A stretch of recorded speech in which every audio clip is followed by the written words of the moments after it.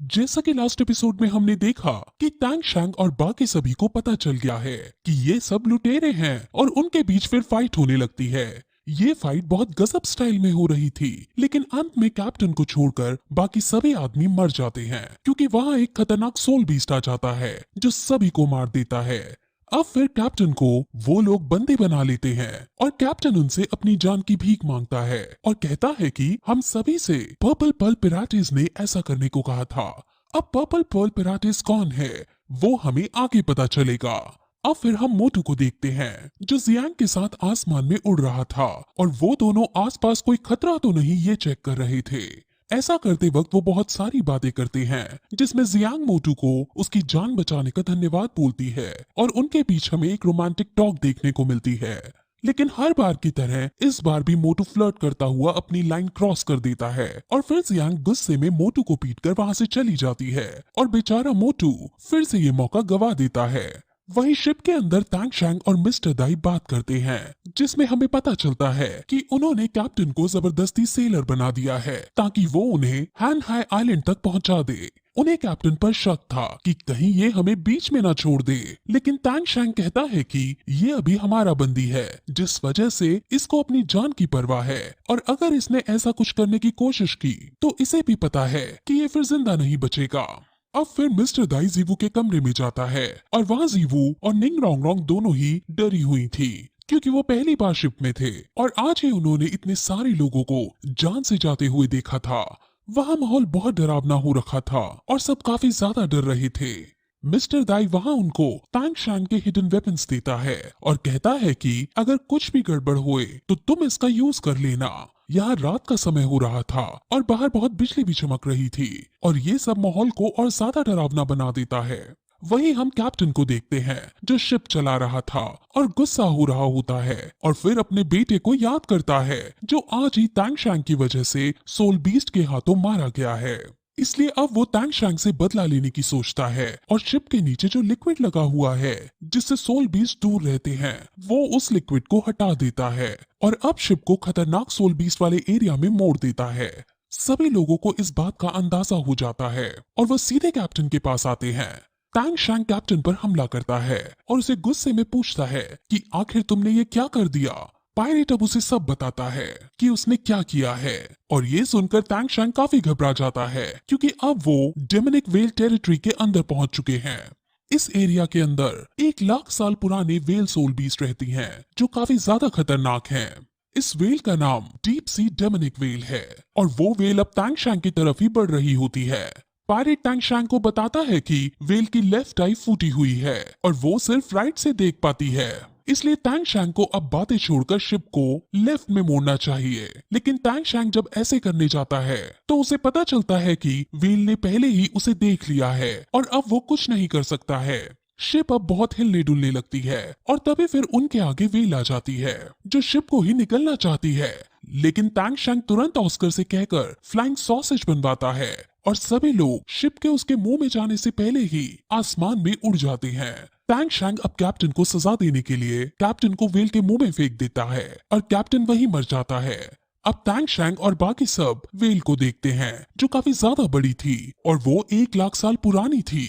वो समझ जाता है कि ये जाइंट एप जितनी ही स्ट्रॉन्ग है और ये भी ओशन में है जिस वजह से इसको हरा पाना नामुमकिन है।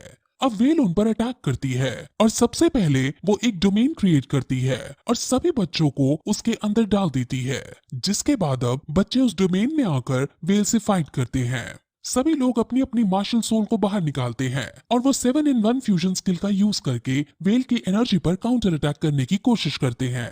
उनके बीच अब आइकॉनिक लेवल की फाइट होने लगती है जिसमें सभी बच्चे अलग अलग हो जाते हैं और टैंग शैंग भी कहीं दूर फेंक दिया जाता है। अब वेल टैंग शैंग को मारने आने लगती है, लेकिन तभी जीवू की सोल बाहर आती है और टैंग शैंग को बचाने की कोशिश करती है। टैंग शैंग जीवू को अंदर जाने को कहता है क्योंकि अगर जीवू अब लड़ाई करेगी तो उसकी सोल रिकवर नहीं हो पाएगी। वो ये सब बातें कर ही रहे थे कि तभी वेल उन दोनों को अपने मुंह में भर लेती है, लेकिन तभी अचानक टैंग शैंग के पास जो प्रिज्म था वो एक्टिवेट हो जाता है और उसके अंदर से एक बहुत बड़ा दिखने वाला गॉड लाइक एंटिटी बाहर आता है और वो व्हेल से कहता है कि मैंने 24,000 साल पहले तुम्हारी एक आंख फोड़कर तुम्हें सबक सिखाया था, लेकिन लगता है आज तुम्हारी दूसरी आंख फोड़कर दोबारा सबक सिखाने का टाइम आ गया है। व्हेल को ये सब सुनकर गॉड लाइक एंटिटी पर गुस्सा आ जाता है और वो तुरंत उसको मारने जाती है, लेकिन गॉड लाइक एंटिटी चारों तरफ से उसे चेन से बांध देता है और व्हेल को फिर अपनी जान बचाकर भागना पड़ता है। अब फिर वो टैंग शैंग को देखकर कहता है कि शायद तुम इसके काबिल हो और फिर वो गायब हो जाता है। यहाँ अभी क्या हुआ है वो सब हमें आगे क्लियर होने वाला है। अब टैंग शैंग जो ओशन के अंदर था वो ओशन में बैठ चला जाता है और एक किनारे पर पहुंच जाता है। वहाँ के लोग टैंग शैंग को देखते हैं तो वो उसे अपनी एक कुटिया में ले जाते हैं और वो लोग उसका इलाज करते हैं। जब टैंग शैंग को होश आता है तो वो अपने आप को अकेला पाता है और उसके कमरे के बाहर कुछ लोग बैठे होते हैं जो आपस में ये बात कर रहे थे कि हम इस आदमी की बेल्ट और इसके पास का खजाना चुरा लेते हैं। लेकिन उनमें एक आदमी था जो ये सब करने को मना कर रहा था और कह रहा था कि हम पर्पल पर्ल आइलैंड पर बेशक रहते हैं लेकिन हम पायरेट्स नहीं हैं और हम इसको लूट नहीं सकते हैं। अब फिर वो आदमी टैंग शैंग के पास आता है और उसे बताता है कि वो एक डॉक्टर है और उसका नाम जी जियांग है। वो टैंग शैंग से उसका इंट्रो लेता है जिस पर टैंग शैंग उसे सब बताता है कि कैसे पर्पल पर्ल पायरेट के आदमियों ने उन पर हमला किया और कैसे टैंग शैंग के दोस्त अब लापता हो गए हैं। वो टैंग शैंग के लिए दुख प्रकट करता है और वहां से चला जाता है। अब उसके जाने के बाद टैंग शैंग की बॉडी में पेन होने लगता है और उसकी स्पाइडर लेग्स एबनॉर्मल बिहेव करने लगती हैं और अब उसे समझ आ जाता है कि जो उसने व्हेल से फाइट की थी उससे इसकी स्पिरिट पावर बढ़ गई है और अब उसे मेडिटेट करने की जरूरत है। वो अब तुरंत मेडिटेट करने बैठ जाता है और कल्टीवेट करने लगता है। अब रात को जी जियांग टैंग शैंग के पास ट्रीटमेंट देने को आता है, लेकिन वो उसको मेडिटेट करता हुआ देखता है और उसकी रिकवरी पावर को देखकर शॉक हो जाता है क्योंकि उसने ऐसा बंदा कभी नहीं देखा था जो इतना ज्यादा घायल होने के बाद इतनी जल्दी रिकवर हो गया हो। अब वो टैंग शैंग को देख ही रहा होता है कि तभी बाहर एक पेशेंट आता है जो मरने की कगार पर था।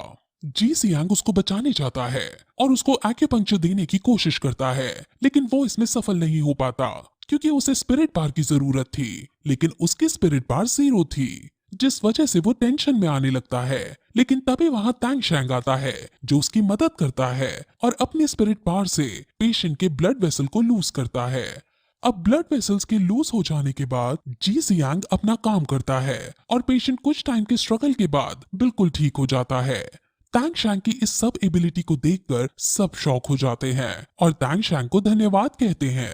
अब फिर पेशेंट के जाने के बाद टैंग शैंग और जी जियांग आपस में बातें करते हैं जिसमें जी जियांग बताता है कि वो बहुत बड़ा डॉक्टर बनना चाहता है लेकिन उसके पास स्पिरिट पावर नहीं है, जिस वजह से वो कल्टीवेट चाहे कितना भी कर ले वो अपनी रैंक नहीं बढ़ा सकता है। लेकिन टैंग शैंग उसे कहता है कि वो उसकी रैंक बढ़ाने में मदद कर सकता है और ये सुनकर जी जियांग शॉक हो जाता है, जिसके बाद फिर ये एपिसोड यही खत्म हो जाता है।